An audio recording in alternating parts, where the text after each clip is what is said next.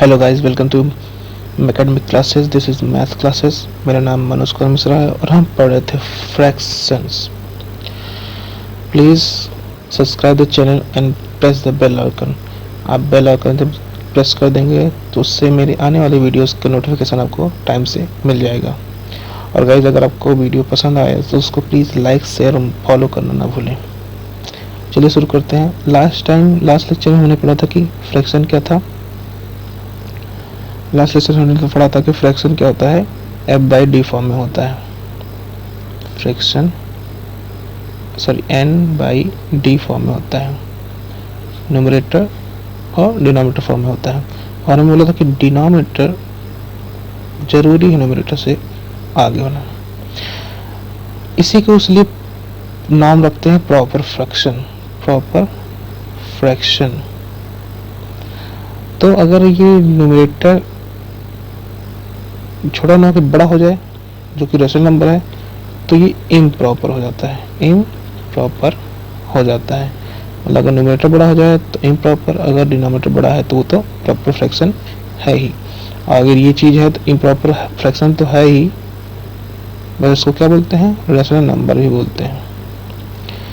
तो देखिए क्या है फ्रैक्शन, क्या हो गया, कितने टाइप का हो गया कि एक प्रॉपर है जो कि हमको पढ़ना ही है, एक इम्प्रॉपर है।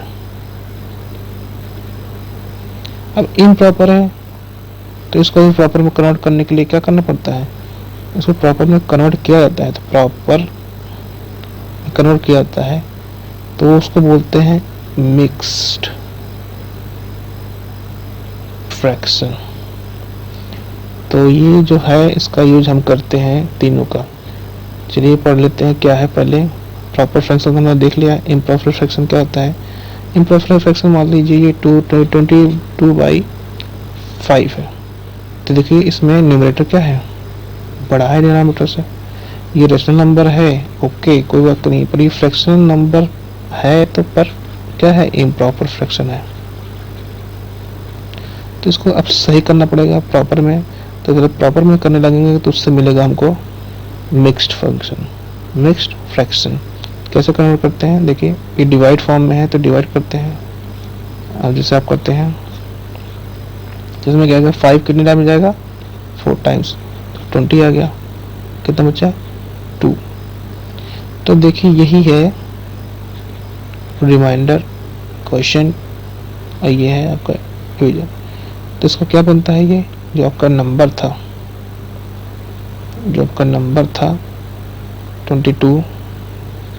22/5, ये क्या बन गया, 5 होल में, 2 रिमाइंडर में और 4 क्वोशंट में। तो क्या बन गया आपका, 4 क्वोशंट होल और 2 रिमाइंडर और 5 डिवीजन बन गया। तो क्या बन गया, 4/2/5।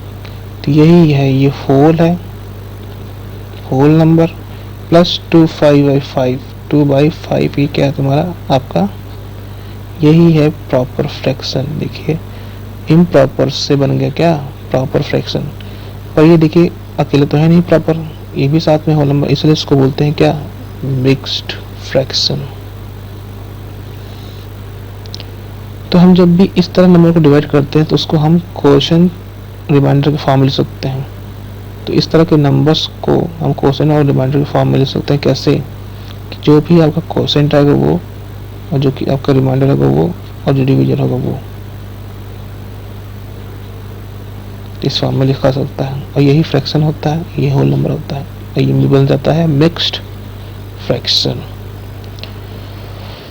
चलिए पढ़ते हैं कि फ्रैक्शन के पहले जो पहला पार्ट होता है फ्रैक्शन पे, वो होता है कि आप इनइक्वलिटी लगाते हैं। इनइक्वलिटी मतलब क्या, दो फ्रैक्शन का कंपेयर करते हैं कि वो क्या एक फ्रैक्शन दूसरे नंबर से बड़ा है, दूसरे फ्रैक्शन से बड़ा है, कि छोटा है या इक्वल है। इन्हीं इनइक्वलिटी का हम काम करते हैं। इनइक्वलिटी क्यों है ये इनइक्वलिटी। फॉर एग्जाम्पल अगर मैं बोलूं कि 2/3 है तो कि ये 4/3 4/5 से बड़ा है कि छोटा? 2/3 4/5 से क्या है, बड़ा है कि छोटा है कि इक्वल है? कैसे निकालेंगे? तो ये देखिए थोड़ा सा अभी ये सबसे वाइड में चला जाता है, वाइड एरिया में चला जाता है। पहले ही सिंपल समझते हैं। फॉर एग्जांपल मान लीजिए 3/5 है और 2/5 है, इसको निकालना हो, इसे पता करना हो कौन बड़ा है, तो बड़ा सिंपल है। कैसे? देखिए नीचे वाला दोनों में इक्वल है, तो ऊपर वाला जो भी बड़ा होगा वही बड़ा हो जाएगा। नंबर्स में ऊपर जो भी बड़ा होता है वही बड़ा होता है। तो यहाँ पे 3 बड़ा है, इसलिए ये वाला फ्रैक्शन बड़ा हो गया। और ऐसे ही क्वेश्चन अगर कर दिया जाए कि यहाँ तो डिनोमिनेटर इक्वल थे तब है, अगर न्यूमरेटर इक्वल कर दिया जाए मतलब कि ये 3/5 ही रहने दी जाए, और यहाँ पे 3 देखिए न्यूमरेटर इक्वल कर दिया जाए और यहाँ 7 कर दिया जाए, अब क्या होगा? तो इस केस में हम न्यूमरेटर इक्वल है तो डिनोमिनेटर चेक करते हैं, तो डिनोमिनेटर जो भी छोटा होगा वो नंबर बड़ा हो जाएगा। तो डिनोमिनेटर यहाँ छोटा है इसलिए ये नंबर बड़ा हो जाएगा। अब मैं ऐसा क्यों बोल रहा हूँ कि देखो, इसलिए बोल रहा हूँ कि जब भी छोटे नंबर से किसी को डिवाइड करते हैं तो नंबर बड़ा ही आएगा इन कंपैरिजन कि बड़े नंबर से डिवाइड किया जाए। फॉर एग्जांपल अगर 10 को 2 से 10 को 2 से डिवाइड करते हैं तो 5 आएगा, ठीक है। और आप उसी 10 को 5 से डिवाइड करते हैं तो क्या आएगा? 2 आएगा। यहाँ देखिए छोटे नंबर से डिवाइड करने पे बड़ा नंबर मिला, बड़े नंबर से डिवाइड करने पे छोटा मिला, तो इसलिए छोटे नंबर डिवाइड करने पे क्या मिलता है? बड़ा नंबर मिलता है। और थर्ड कंडीशन यही है आपकी कि जो डिफरेंट हो, न्यूमरेटर भी डिफरेंट हो और डिनोमिनेटर भी डिफरेंट हो। तो कैसे करेंगे? तो देखिए इस वाले को सीखेंगे आप तो आप इसके थ्रू आप सब कर सकते हैं, मतलब ये वाला भी कर सकते हैं, पहला वाला दूसरा केस भी कर सकते हैं। कैसे सीखते हैं? देखिए इसमें हमें क्या करना होता है? क्रॉस मल्टीप्लाई करना होता है। मतलब जो डिनोमिनेटर होता है उसको न्यूमरेटर के सामने वाले न्यूमरेटर से मल्टीप्लाई कर दीजिए। देखिए यहाँ पे क्या हुआ? 2 का इस 7 से मल्टीप्लाई कर दीजिए और इस 3 का इस 5 से मल्टीप्लाई कर दीजिए। और देखिए क्या आ गया? ये 14 आ गया, ये 15 आ गया। कौन नंबर बड़ा है? 15 बड़ा है। इसका मतलब ये वाला हिस्सा बड़ा है, मतलब कि ये जो था फ्रैक्शन वो क्या था? बड़ा था। समझ रहे हैं आप? मतलब अगर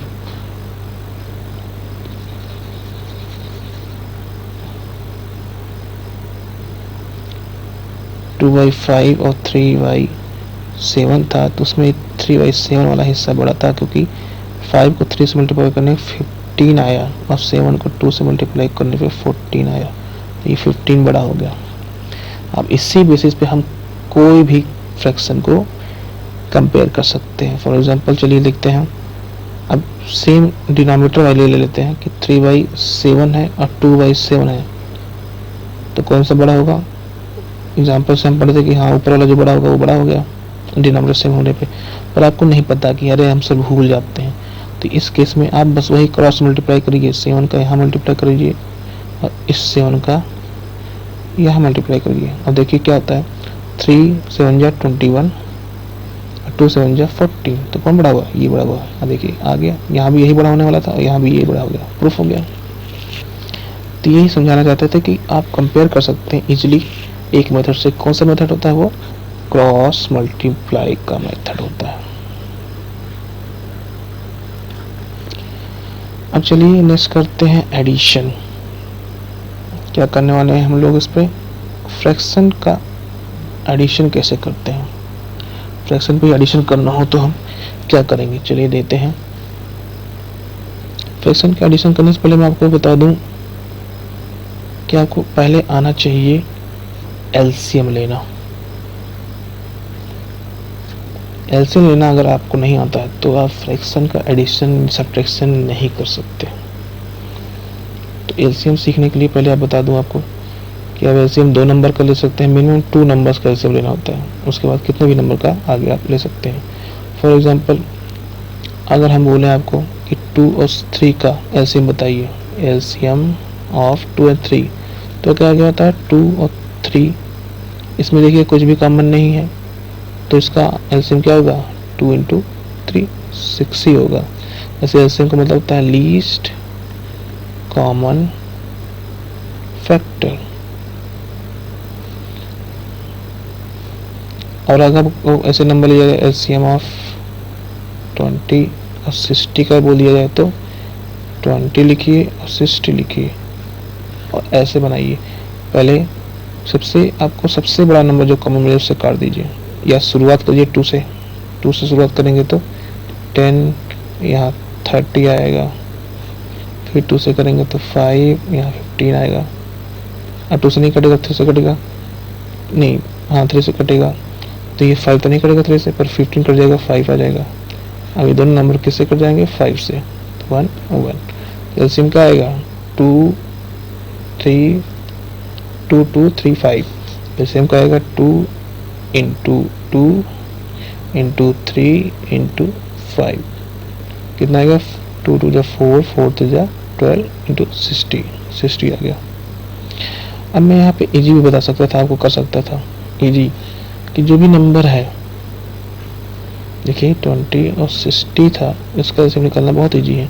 सबसे मैक्सिमम लीजिए 10, देखिए 10 से दोनों कर सकते, 2 और 3, 10 से कट गया। आप जानते हैं 2 3 का एलसीएम 6 ही आएगा, तो 2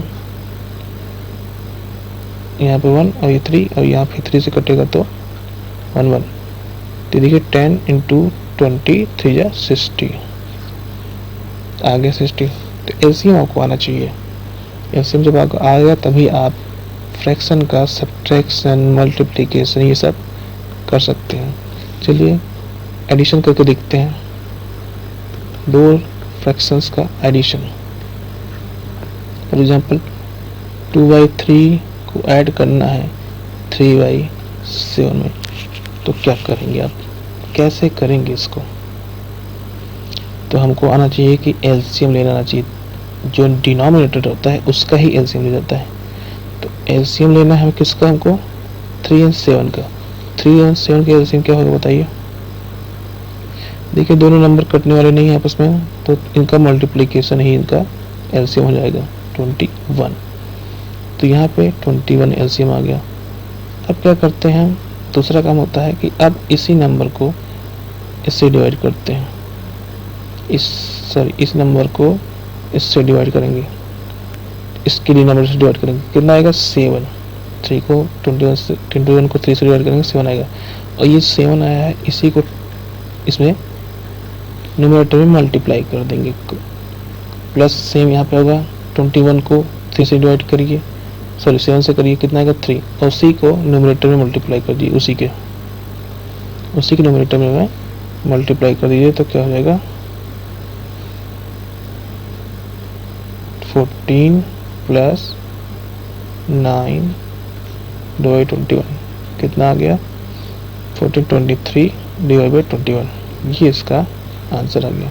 देखिए आंसर इम्प्रॉपर है, तो इसको प्रॉपर बनाने के लिए क्या करते हैं, डिवाइड करते हैं। तो 23 में कितना बच जाएगा 1, मतलब क्वोशिएंट तो 1 आ गया, और कितना रिमाइंडर बचा 2, और डिविजन क्या था 21। तो ये आंसर इसका आ गया। आई होप आपको समझ आया होगा एडिशन। एक और करते हैं एडिशन।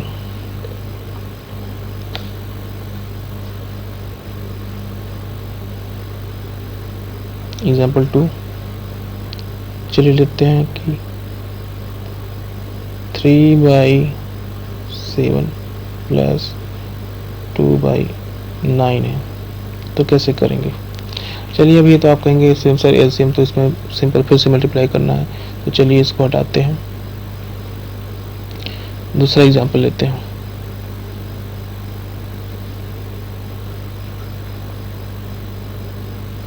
थ्री बाई 12,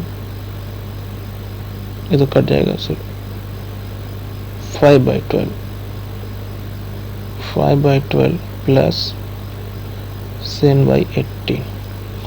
अब देखिए इसमें 12 एंड 18 का एलसीएम लेना शुरू करिए।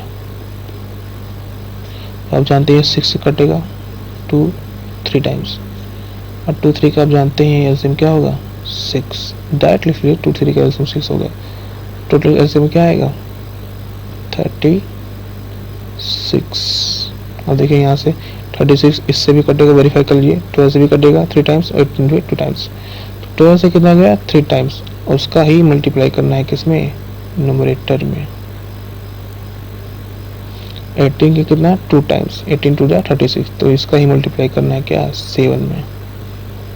कितना आएगा 15 प्लस 14 डिवाइड बाई 36।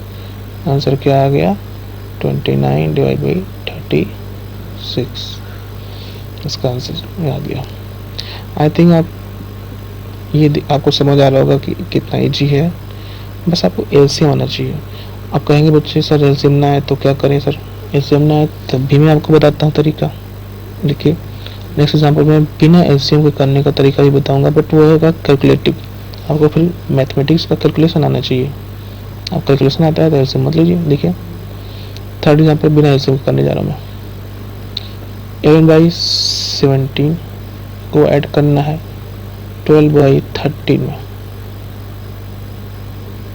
तो इसमें क्या करना है, डायरेक्ट बस जोड़ने के लिए आपको नीचे वाले दोनों को मल्टीप्लाई कर देना है पहले। तो 17 इंटू 13 का मल्टीप्लाई कर दीजिए, ठीक है। और इसी को फिर क्रॉस मल्टीप्लाई करके ऊपर लिख दीजिए, मतलब 13 को 11 में। देखिए 11 का देखिए यहाँ 13 से मल्टीप्लाई हो गया, प्लस इस 12 का 17 में मल्टीप्लाई कर दीजिए, बस हो गया आंसर। देखिए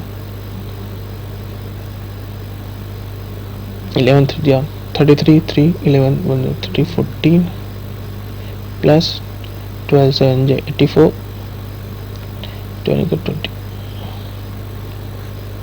17 का 10 पढ़ लीजिए, 17 3 जा 51 5 71 5 2 2 2।